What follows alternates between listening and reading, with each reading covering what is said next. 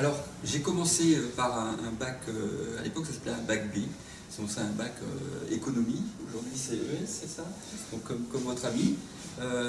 J'ai été passionné par l'économie et l'histoire aussi. À l'issue de ce bac B, je voulais vraiment poursuivre par les questions économiques, donc j'ai rejoint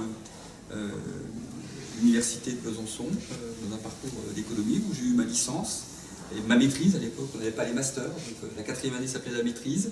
Et à l'issue de la maîtrise, je voulais poursuivre sur ces questions économiques, mais par la recherche. Et donc j'ai fait ce qu'on appelait un diplôme d'études approfondies, un DEA, l'équivalent du master de deuxième année aujourd'hui, à l'université Paris 1, Panthéon-Sorbonne. J'étais spécialisé sur les questions de macroéconomie. Et comme ça me plaisait toujours autant, et que je voulais rester un petit peu dans ce monde universitaire et de la recherche, et que la thèse était indispensable, donc j'ai poursuivi par une thèse sur la question de la croissance durable. Est-ce qu'on peut concilier croissance économique et développement durable et préservation de l'environnement?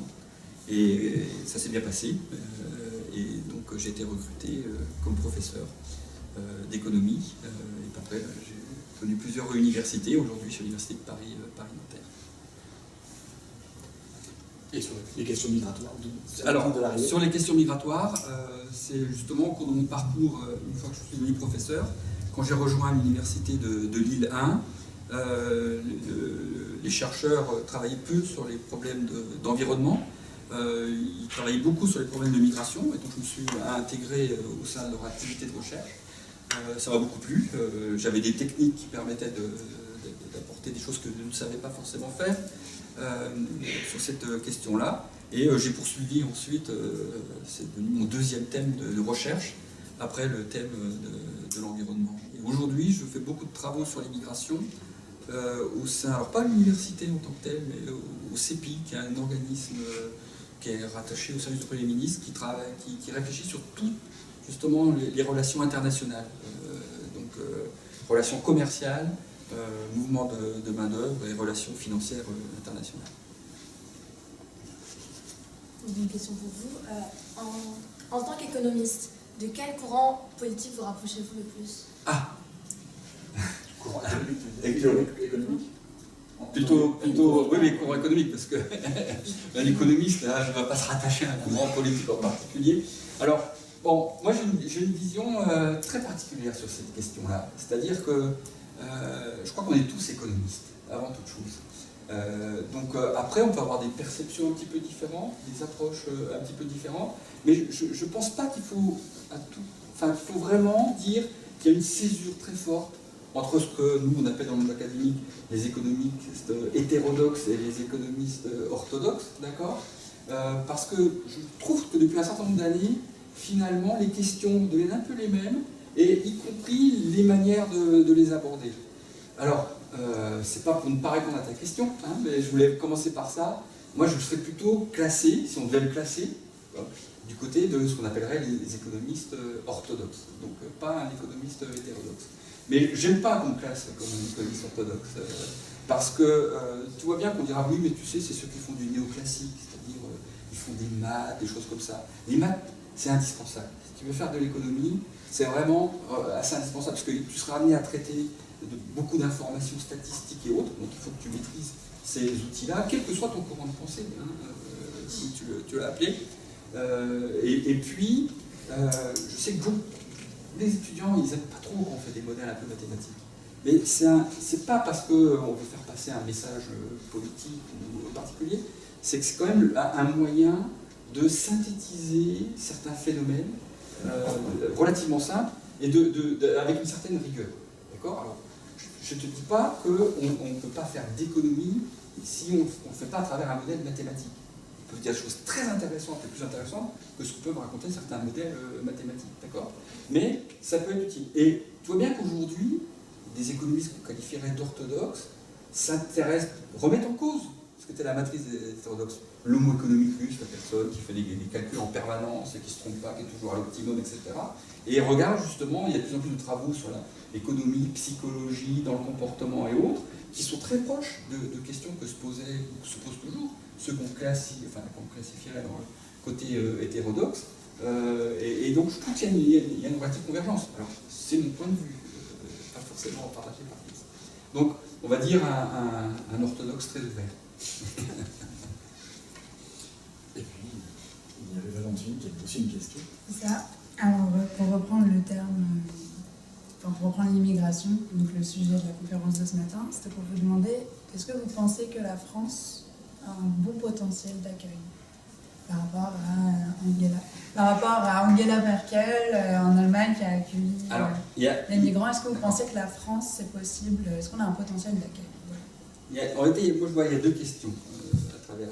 Est-ce qu'on a un bon potentiel d'accueil? C'est la question. Est-ce qu'on est capable de bien intégrer aussi les immigrés qu'on reçoit? D'accord. Je pense que la politique d'intégration des immigrés en France, elle n'est pas aussi développée qu'elle devrait être.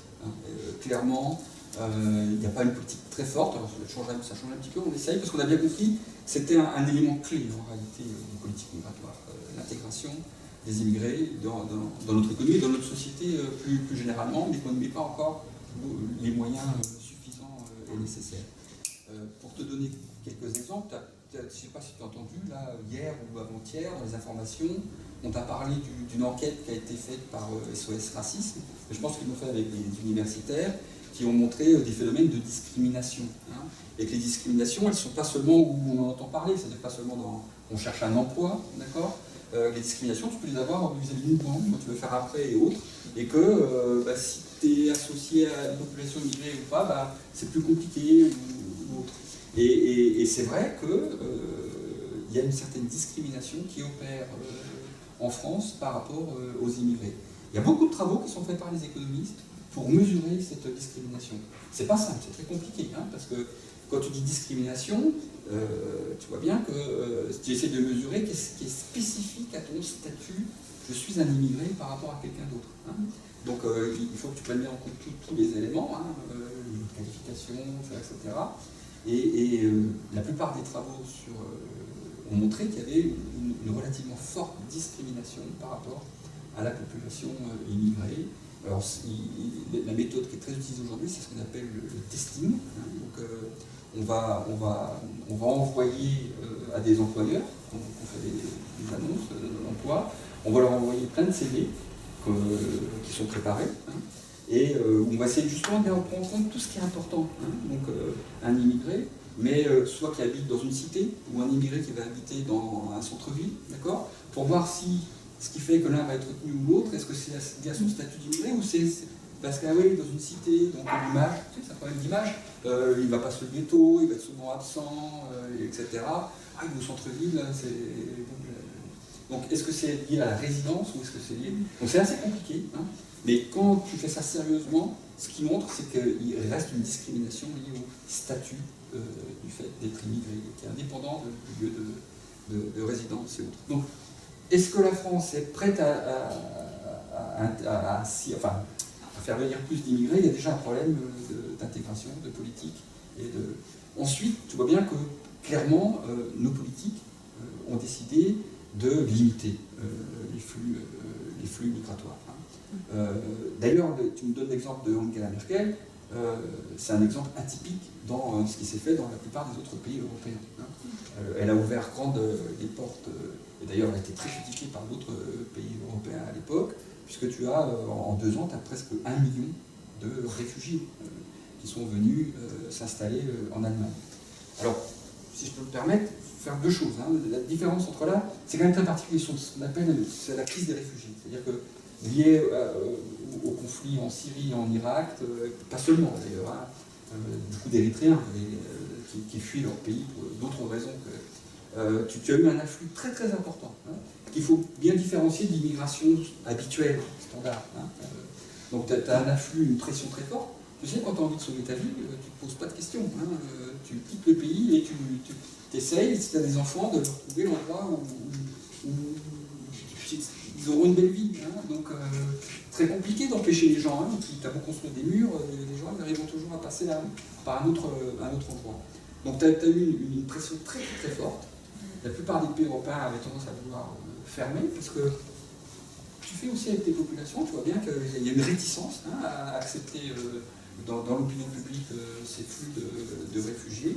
Et Angela Merkel, elle a ouvert.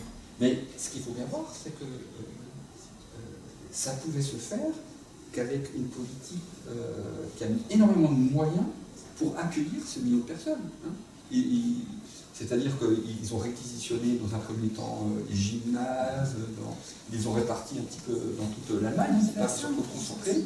Comment? En France, Oui. je pense Non, mais qu'on c'est a très- les c'est- moyens. Mais c'est une question de volonté politique.